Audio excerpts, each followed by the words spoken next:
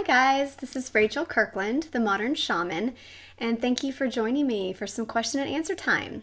I'm going to jump right in to this question, and I'm going to read it because it is kind of a lengthy question, and then we'll just jump right into the topic. And again, thanks for being here. If you ever would like to send in your own question like this, feel free to go on my website, which is themodernshaman.net.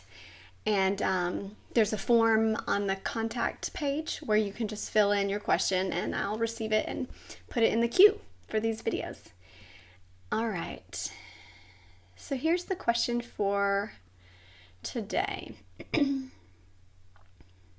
So this was a follow-up to the live feed that I did on Facebook. I do live feeds on Sundays at noon Central Standard Time on Facebook. And she's following up from that. It says, Rachel, you've mentioned towards the end of your feed that humanity is on the best possible trajectory towards where we need to go, which I'm still unclear about where that is. As in, up, question mark, away, question mark, into the endlessness of time and space, question mark. You have also said that Earth is going through a healing response. How can that be so? So many species are dying because of our impact on the earth as humans. Would it be better off without us?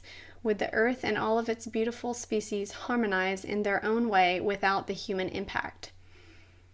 If humans are truthfully on the best trajectory, how about the innocent souls of non-humans that are subjected to so much use and exploitation? The non-human souls that end up overfished or on the dinner table. I'm very lost about the direction humanity as a whole is going and why we must subject other living beings to so much torture. How can it be so?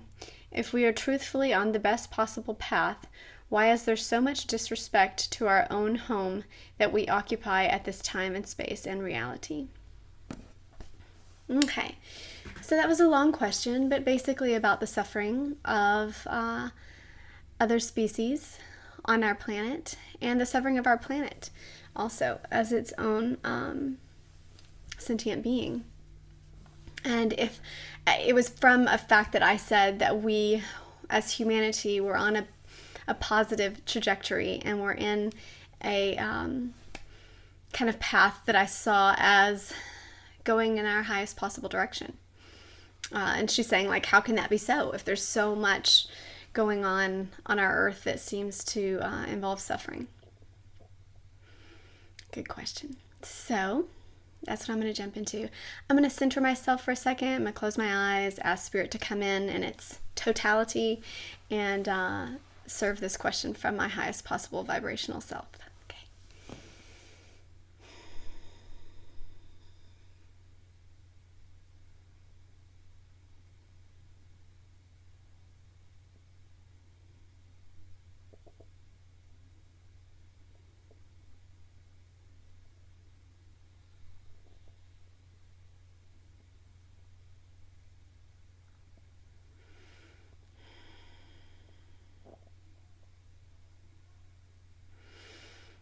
Okay, so first off, out of the gate, I want to say that I love you. Okay? I just want you to know that, the person who asked this question, and to anyone that's watching this, really, my heart is completely centered in love right now. And there is an energy in this question that needs love. Okay? There's an energy of suffering in this question, suffering because of noticing the suffering in others, in other species, or whatnot. So my heart goes to that core energy and wants to just love you. So from the get-go, take an energy of love right now. You are loved. Feeling into that love as much as you possibly can in every moment that you can in your life will set you at peace and at rest with a lot of these questions. Very simply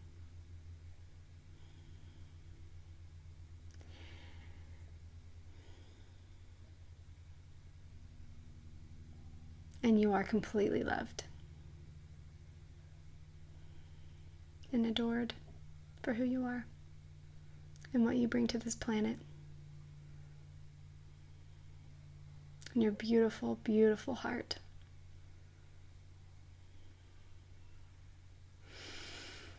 Okay. Now, as far as the question goes, I will touch on a few different things. One of which is the way that anyone sees the future, sees reality, is always their choice of perspective. In that live feed where I was talking about how I saw humanity going in a very positive direction, that is always the way I choose to see it. That is always my perspective and always will be my perspective, no matter what. And I do deal with a lot of difficult things. I deal in homicide cases and missing person cases. I deal with a lot of dark situations, so to speak. And yet I still feel like I feel the love and I feel the current of positive energy and light more than any other energy on this planet. And you know why that is? Because that's what I choose to feel. That's what I choose to align with. That's what I choose to emanate. And so I will always get that back in return. I know that's a simple answer, but it's the truth. It's the sincere truth. I will see the world the way that I choose to see it, the way that it feels to me, the way that I want to experience life. And because I am doggedly cutthroat about the way I want to see the world, I don't care what you've done to someone, I'm still going to love you. I'm still going to see you in love. I'm still going to see your heart and your core as pure. That's me. That's me. And so from that space, the world looks that way to me and I experience that way, not in a fake way, in a very real, palpable way. And I have peace in that place with myself. So I realize there's layers to this question, and it's very specific, and I get that. I'm going to a little more of that core energy of just the feeling behind this question, the feeling of suffering, the feeling of inequality, the feeling of needing to understand how that can exist if we are such a positive society. So, and that's been around forever. Your question about would the earth be better off? Would it find an equilibrium without the human species? Of course, sure. Of course, that's just part of evolution. If we leave, then other things blossom up in our place and they do find a sense of equilibrium. The earth is finding its equilibrium with humanity. And it's playing out. Even if a sense of equilibrium is blowing up the planet, there's more than just our planet. We could be a sense of a tiny speck in terms of the universe or the galaxy balancing itself. Black holes are part of that process. It's so much bigger than just us. And so even in that realm, there's a sense of peace that not that this stuff doesn't matter, because it does in love.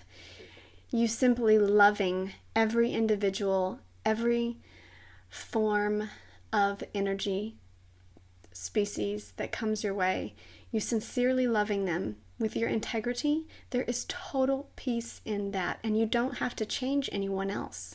You don't have to have the universe or humanity look a certain way to feel balanced, because you feel balanced. Because you in your own integrity are in a space of purity and love and genuine, sincere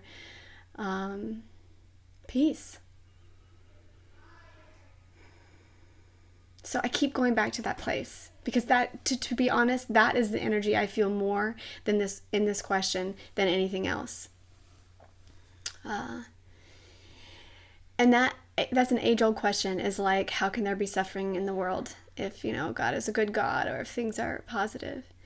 And suffering is such it is only understood through judgment. It is a judgment. It is looking at something and making a judgment or an assessment on it, on a situation. I'm assessing that situation from outside that situation. I'm assessing it from a certain perspective. So it will always have your perspective in it. There's not really a way to get out of that. So it will always be you perceiving that situation. And knowing that gives you the choice to perceive it any way you choose to perceive it. You're choosing to perceive it as suffering right now, which is fine.